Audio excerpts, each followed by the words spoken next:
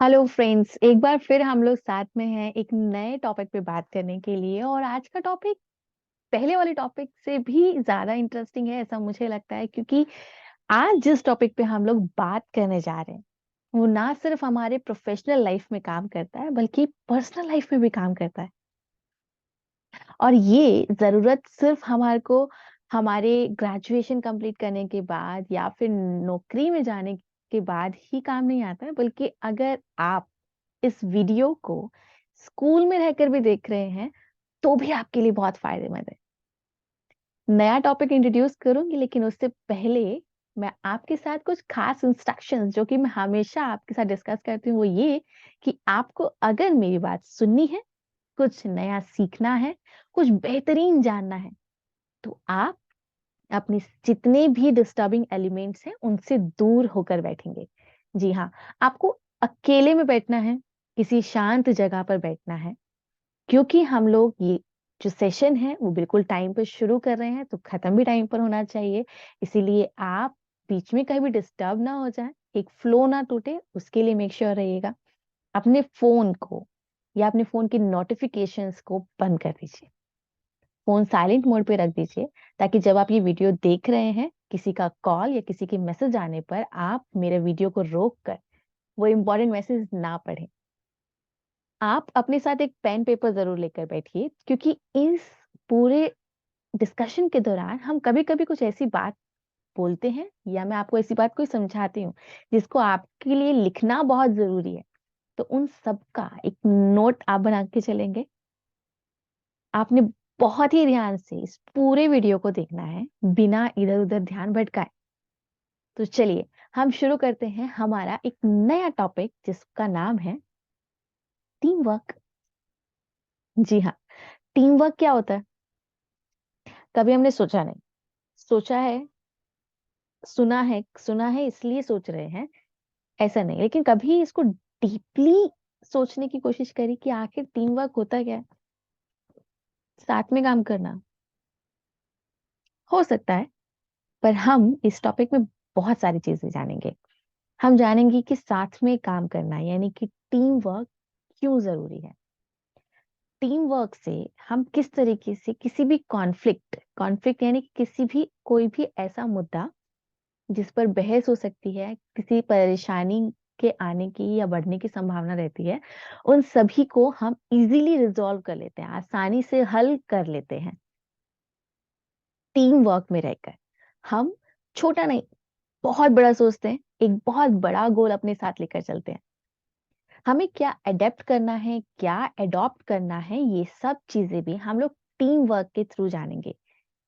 हम जानेंगे कि एक गुड टीम कैसे बनती है और उसके प्लेयर कैसे रेडी किए जाते हैं, कौन कौन सी चीजों को बेहतर करने के नजरिए से अपने अंदर बदलाव करने की जरूरत रहती है, हम ये भी जानेंगे। तो चलिए शुरू करते हैं अपना टॉपिक। तो पहले तो मुझे बताइएगा कि टीम वर्क होता क्या है। कुछ लोग कहेंगे कि टीम वर्क यानी कि साथ में काम करना, टीम वर्क यानी कि साथ में स्ट्रेटेजीज बनाना। इससे एक और स्टेप आगे है, सिर्फ साथ में काम करना नहीं बल्कि साथ में बहुत कुछ अचीव करना भी टीम वर्क कहलाता है। टीम यानी कि टुगेदर, साथ में एवरीवन, हर कोई, अचीव यानी कि हासिल करे, मोर यानी कि बहुत कुछ। जब हम साथ में मिलकर, हम सब साथ में मिलकर बहुत ज्यादा एक बहुत बड़ा विजन अचीव करते हैं, उसको हम कैसे करेंगे? टीम में करेंगे। तो ये होती है टीम की इंपॉर्टेंस। एक अकेला इंसान पूरी दुनिया को बदल सकता है, ऐसा लोग कहते हैं और ये सत्य भी है। पर पूरी दुनिया को बदलने में हमें अगर टीम अच्छी मिल जाए तो जितना समय हम अकेले रहकर कर सकते हैं बदलाव लाने के लिए, उससे कम समय में हम अपनी टीम के साथ काम कर सकते हैं। इसीलिए टीम वर्क बहुत जरूरी है, परिवार में, स्कूल में, कॉलेज में और हमारे नौकरी में भी, सब जगह बहुत काम आएगा।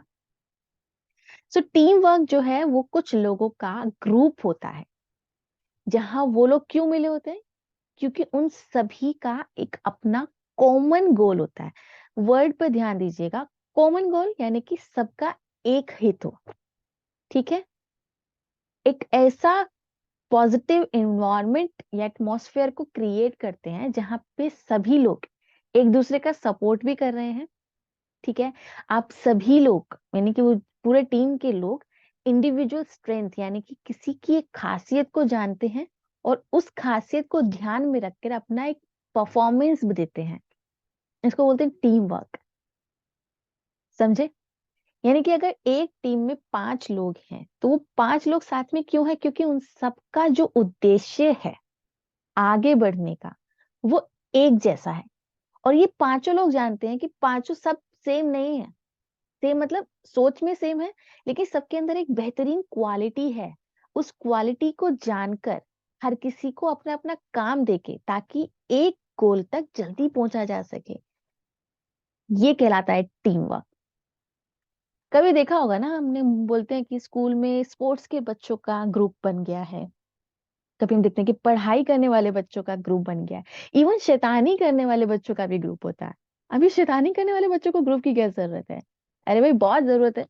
सबको पता होना चाहिए ना कि अगर एक शैतानी पकड़ी जाती है तो दूसरी शैतानी कब करनी है, कैसे करनी है और किसने करनी है, ये वो खुराफात ग्रुप जानता है। Same with sports, same with पढ़ाई वाले लोग। अगर किसी को साइंस आता है तो दूसरे को मैथ्स आता है। इन सबको मिलाकर ये लोग साथ में क्यों है? क्योंकि इन सब ने टॉप करना है या बेहतरीन मार्क्स लेकर आने हैं। हुआ ना एक गोल, डिफरेंट क्वालिटीज, हर किसी की इंडिविजुअल स्ट्रेंथ भी बनी रहेगी और पूरी टीम के लिए भी फायदा रहेगा। इसे हम कहते हैं टीम वर्क। इस टीम वर्क को हम लोग हर जगह देखते हैं, जैसा कि मैंने कहा। हम अपनी फैमिली में देखते हैं।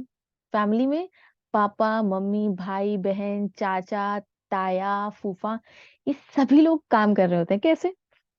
घर में कभी कोई फंक्शन होता है, कभी देखा है कि सिर्फ पापा यानी कि आपके पापा अकेले उस पूरे फंक्शन को तैयार कर पाएंगे? Never, never. सबकी मिलीजुली कोशिशें होती हैं। कुछ हो सकता है केटरिंग संभाल रहा हो, कुछ हो सकता है कि डेकोरेशन संभाल रहा हो, कोई हो सकता है कि डिस्ट्रीब्यूशन संभाल रहा हो, है ना? यहाँ तक कि आपकी पार्टीज में आने वाले लोग भी एक टीम का हिस्सा होते हैं। पर अगर इन्हें सही तरीके से ऑर्गेनाइज किया जाए, मुझे लगता है कि आप सब लोगों के दिमाग में आ रहा होगा कि नहीं नहीं ये सब लोग तो बेकार होते हैं, फैमिली में कोई कैसे टीम वर्क कर सकता है? बट नहीं, अगर आपको पता है कि आपकी फैमिली बहुत बड़ी है और आपका ओकेजन बहुत बड़ा है तो आप सबको उनकी क्वालिटी के अकॉर्डिंग काम देते हैं कि भाई तुम अच्छा पैसा संभालते हो तो तुमने पैसे का ध्यान रखना है। तुम्हारा कैलकुलेशन है तो तुम पैसा ध्यान का पैसा देखोगे। तुम्हारा टेस्ट बहुत अच्छा है, खाने को लेके तुम्हारा टेस्ट बहुत अच्छा है तो तुम केटरिंग पर ध्यान दोगे कि किसको बुलाना है खाने पे, कौन सा हलवाइया होना चाहिए खाने के लिए। तो ये होता है फैमिली में। ऐसे ही नेबर्स में भी होता है। नेबर्स में कैसे? कभी किसी सोसाइटी में देखा है कि एक को अलग काम दिया जाता है, दूसरे को अलग काम दिया जाता है, एक को डराने धमकाने के लिए रखा जाता है तो एक को सबके सपोर्ट के लिए रखा जाता है। तो जब तक सब मिलकर अच्छे से काम नहीं करते तब हमारा आस पड़ोस तब तक अच्छा नहीं बनेगा। राइट? बच्चों के लिए कैसे सोचना है, गली में मोहल्ले में, या फिर जितने भी बूढ़े लोग हैं उनके लिए कैसे सोचना है, इन सबका ध्यान जरूरी है। स्कूल्स में क्विज होती है, रिमेम्बर? उसमें भी टीम बनाई जाती है।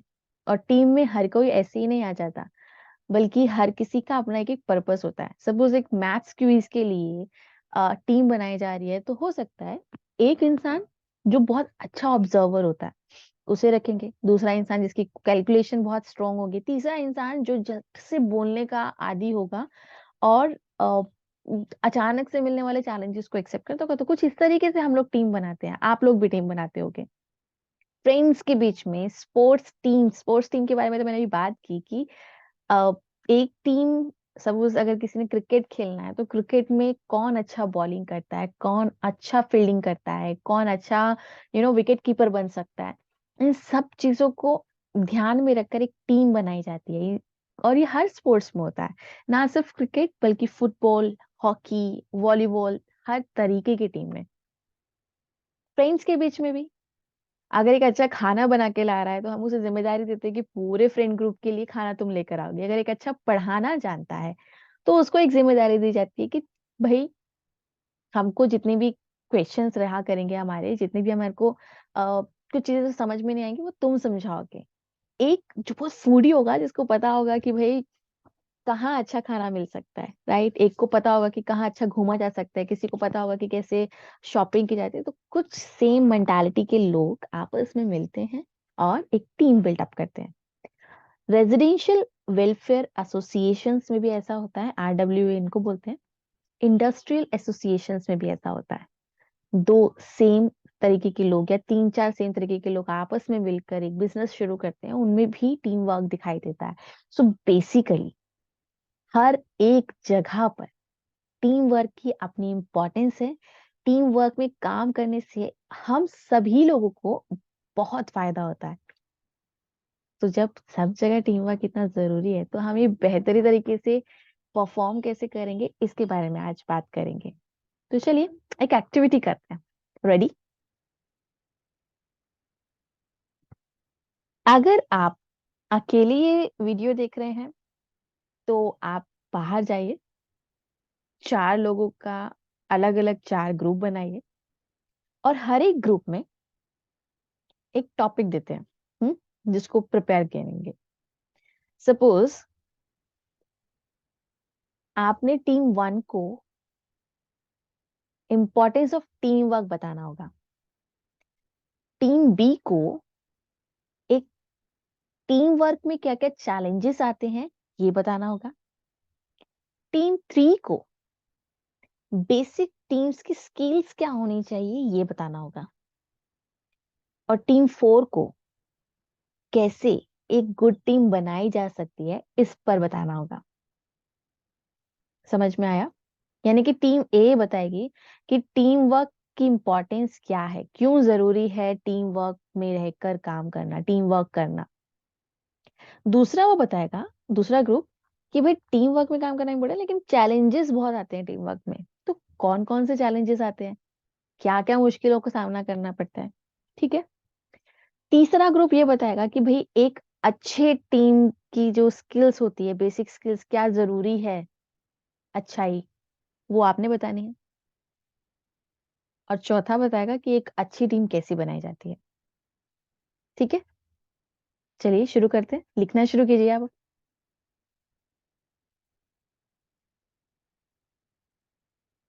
5 मिनट से ज्यादा नहीं लेना समय, हद से ज्यादा 10 मिनट आप ले सकते हो। पॉइंटर्स में लिखिएगा अपने सारी बातों को। ठीक है, पॉइंट नंबर वन कि भाई ये जरूरी है, पॉइंट नंबर टू कि ये चैलेंजेस हैं। सबने सब काम नहीं करना है, listen to me very carefully. एक टीम में कम से कम 4 से 6 लोग होंगे।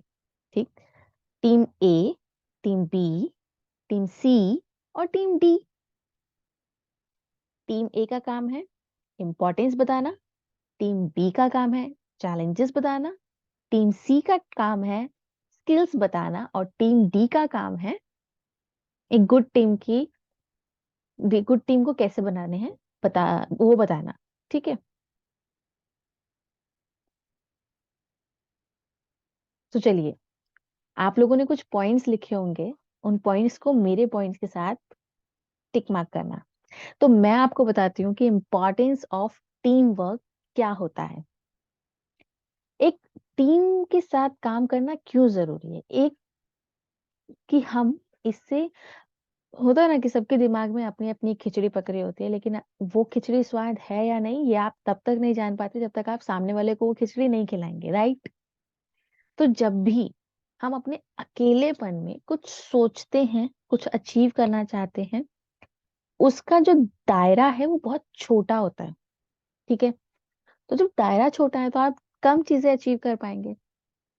यही दायरा आप बढ़ा दीजिए, अपने जैसे लोगों को ढूंढिए जो सेम आपकी तरह खोजते हैं। इससे क्या होगा, दायरा बढ़ेगा, कंफ्यूजन जो रहेंगी दो लोग डिस्कस करेंगे तो इजीली आप उसको रिजॉल्व कर पाओगे। कहाँ कहाँ रुकावट आ रही है इसको आप दिखा पाओगे। ठीक है, तो सबसे पहली इंपॉर्टेंस जो है वो यही है कि हम जितना आइसोलेट होकर काम करते हैं उससे कहीं ज्यादा हम लोग पाएंगे कि टीम वर्क में हम ज्यादा अचीव करते हैं, राइट। दूसरी चीज, दूसरी इंपॉर्टेंस ये कि कंबाइंड नॉलेज और स्किल्स बढ़ती है।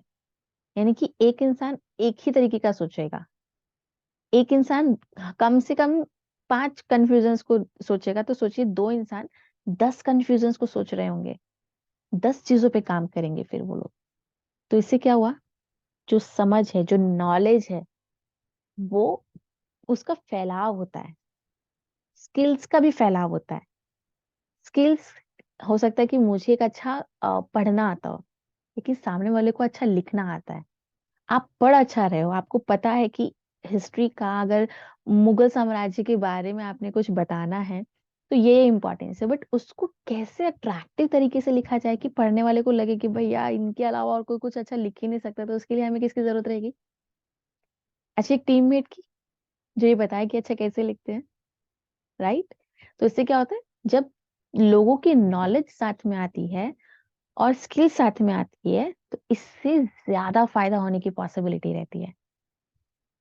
ठीक है, हर किसी में एक एक खूबियां होती हैं, अगर वो अकेले उस खूबी का फायदा उठाना चाहता है तो कम उठा पाएगा, लेकिन एक टीम में अलग अलग खूबी के लोग जब साथ में काम करेंगे तो उन सबका काम बहुत ही बेहतरीन होगा।